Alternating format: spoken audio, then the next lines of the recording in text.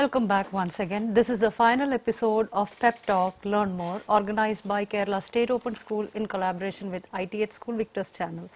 And in today's episode, we are going to discuss the final block, the summaries of the lessons of the final block, and also some 3 discourses called report writing, graph analysis, and comparison of 2 poems. So let's go to the summaries first, but before that, let me welcome back our team members, Shiaz and Salih, and myself, Sunita. Welcome once again. So let's look at the summaries of the 3 lessons that we have to deal with in block number 5. Our block number 5 is called Rhythm of Life. And we have the first lesson is a poem, Middle Age by Kamala Das. That title of the block itself is very striking. It's Rhythms of Life. And in the blog, we can see some persons who lost the rhythms of life. And in the very beginning, we can see the poet Kamala Das' poem Middle Age, where we could see a mother, a middle-aged mother, who is carving for the love of son, who gets very disappointed. There's a gap between what a mother expects and what the son gives as love. And in the second lesson, the lottery ticket, again we can see some daughters who lost rhythm. They are always running behind money and property. And in the Dear Departed, the last lesson, we can see the disappointed grandfather who has 2 daughters, Amelia and Elizabeth. They are very craving for money. Yes, so let's focus on the first poem, Middle Age by Kamala Das. What exactly is the theme? This is a very simple, readable poem by Kamala Das. As all of you know, Kamala Das is a poet who always celebrated love and affection. Madhavi Kuti or Kamala Surya. She always celebrated the love, she always craved for love. And this poem meaningfully or intelligently reflects that sense. She wants to be loved. She wants to be loved by all. But these intense desire create some clash with their relationship with the son. Now he wants to be independent. He wants to have his own identity. At the same time, mother also thinks of in her own fashion and her own format. So there is a kind of a generation gap. A kind of a generation gap is reflected in this poem. I think the 12th standard students can communicate very well. Definitely. Because the 18 years, teenage glory, adult glory, teenagers who are having harsh adult glory, the transition period.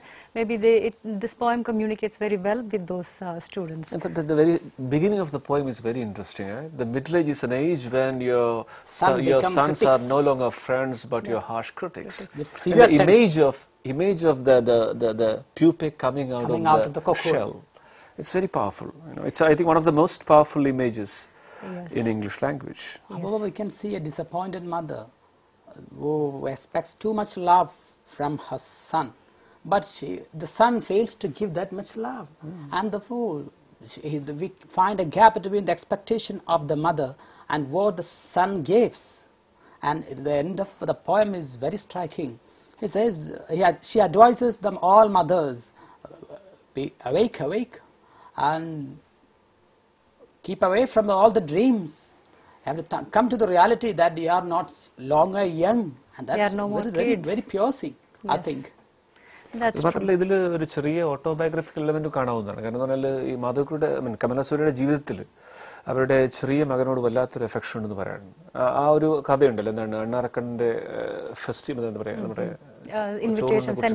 അവരുടെ ജീവിതത്തിൽ തന്റെ മകനുമായിട്ട് കളിച്ചു എന്ന് വായിച്ചിട്ടുണ്ട്. So it is in a way really autobiographical, where she reflects upon her own family experience and family background. And Madhavi, we know that Kamala Surya, she was a bit too sentimental about personal relationships. When we analyze the most sentimental poets of Kamala Das, we can say she has always been nostalgic. In the poem also, she thinks of a golden past where she had a good connection with her son. And the same can be seen here. Yes. And our next... But the point is that where should we be with, whether we should be with a mother or with a son? That's a very problematic And both perspective. of them are Both realistic. of them are having positions and their own ideas and Yes. opinions. One of the students perhaps commented, the mother is too sentimental, she has to understand the reality. Maybe that is the charm of this poem also. You cannot exactly make a decision where you should join, or whether you should be with a mother Both of or them are with a right. son. So it's a confusing kind of a posture. All of my students commented, she found fault with the mother. She says that mother never should expect that much love from a son. The reason is her too much expectation. Too much expectation leads to the disappointment. She argues in such a way. She should understand him as an growing adolescent boy, and he also should understand. We cannot say he should or he shouldn't, but the poem is from the point of view of a mother, purely from the point of view of mother. She is feeling quite alone and disappointed and neglected, and one caring conversation. That is why when he is absent, when he is out of home, she goes to his room and touches his things and books like that and weep secretly. She is just longing for one caring conversation. Adulthood is very nicely depicted. Emerge in harsh adult glory. What a fantastic expression it is. I think we can move on to the next lesson called The Lottery Ticket, written by Anton Chekhov, a very famous Russian writer. And here also he deals with the human attitude, the changing Human relationship, and many human sentiments and all. The common thread of this block is human sentiments, of course. So here, what is the outline of the story? The thing goes like this. They get a lottery, and when the husband, Ivan, reads the newspaper, they happen to know that they're going to get a lottery. And they become fully in dream world, and if they become rich, what they can do, where do they can go, and what the things can be bought. These all are discussed. They are so excited about it. Dreamt of actually, not discussed. And at the end, they in the disappointment of the climax, really they come back to the reality of the life. They come back to the life, and they become normal, and they see the hard and dark sides of life, and they proceed their life very happily. That's true. Yeah, I think the idea of lottery ticket is so popular in Kerala. Yeah. So in a way, we can relate to it easily. Keralites. Moreover, this story clearly talks about the Russia of Chekhov, right? Yes. Am I right? Yeah. So the kind of poverty, the kind Miseries. of difficulty in making a living there. So in that sense, it's a clear picture of the Russia of the time. Right? And moreover, how a middle-class family is after these kind of sudden riches. That's so powerfully reflected there, right? Yeah. See, the relation is strained. At some time, the protagonist feels that his wife is no longer charming, right? Yeah. He is thinking of a further prospect of marrying somebody else. Yes. So how the idea of getting sudden riches transforms the entire relation, right? It creates lots of problem in your relationships. And unfortunately, we see that at the end of the story, both of them wake up from their dreams with a frown on their face. They don't like each other. They dislike each other. They are not at all satisfied. They are very disappointed with life. In the beginning of the story is a total contrast. They were comfortable with their middle-class family life. They were a happy young couple, comfortably living in a small house. But at the end, the whole house seemed to be very small. He wanted to run away from the house. I think this kind of people, just like Masha and Ivan, can be seen our typical Kerala. And they want to be rich soon. They are not ready to work hard. They are running behind this lottery ticket or any other games to get more money. I think lottery is a thriving industry in Kerala, right? Yes, very much. People are really after that. Yes. So here we see the characters of Ivan and Masha somewhat similar and somewhat contrasting. But it's interesting to see some realistic story. It's interesting to read that and their change in their attitudes. And you wanted to add something? We can find some striking contrast in the dreams of Ivan and Masha. Yes. Ivan thinks in different ways, and Masha has entered in another world of dreams. And really, these two world of dreams clashes. And at some point, a shift happens from we to me. That is, they were together, and at some point, they begin to think that it is my money. My money, my dreams, my living. So when money enters the relationship, it drifts apart. He goes to that extent that he would like to change his wife. Yes. The lesson. Moreover, if you analyze their the plan of investment, right? If you look at the plan of investment that the protagonist makes and his wife makes, you find some clear distinction between that, right? Yes. She is a more a long kind of a long planning she's making, right? This man is slightly, spending some money for some kind of enjoyments and all those. And she's more towards investing for a future prospect.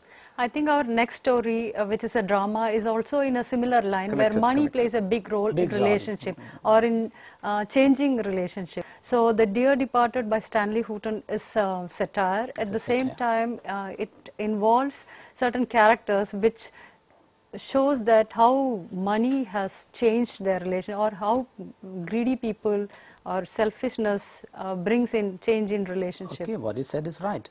And we can say human pure emotions like love, satisfaction, these all are counted in terms of money. Yes. And really what it happens to the two daughters of Abel, Amelia and Elizabeth, and really they are greedy, very selfish, and really understanding all the realities of life. Abel takes a nice decision, a very strong decision to marry another one. Meriwether is a very smart old man, but normally this is what this is not what we see in the society. Old people are like ditched, or they are not taken care of. They succumbed, I think. Here maybe our old man is quite heroic, but not all the time. But we see some kind of reality here that the daughters are he's being mistreated by the daughters for his property. That's right. Can we say that his decision was right to marry another woman? How would you analyze it, sir? At the end of the day, I don't think it's a great mistake on the side of this man, because when he sees that his daughters are really after his money and doesn't have any care and attention toward this man, I don't find any problem with this man. So my point is not that. See, in this modern world, how relations are becoming a kind polluted, of I think. Polluted. That is clearly visible, right? Yes. We know that the most pure kind of relations are between mother and son and daughters and parents. But that is clearly reversed here, right? Here, your own sons and daughters are becoming your enemies, and they're after your money.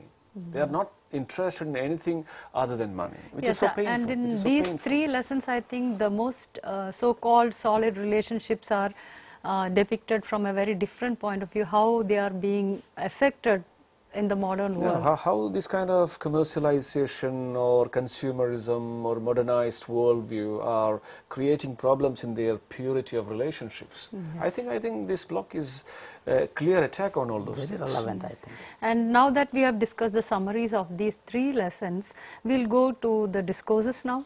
And our first discourse is going to be how to write a newspaper report. This is one important thing that, one important discourse that we have to discuss, and you people have to learn and understand, because this carries 8 marks in their exam. So from an exam point of view, this is relevant, and you read newspapers every day, so it's important to understand this particular discourse, to understand newspapers perhaps. So how do we write a newspaper report? Of course, they have to give, as usual, as a title, apt title should be given, and that they can include the place. I think the title should be short. Very short and brief. They need not write a complete sentence as a title. You had better in present tense also. Yes. And I think then they can include the factual descriptions, what happened there can be given. And then they can find out different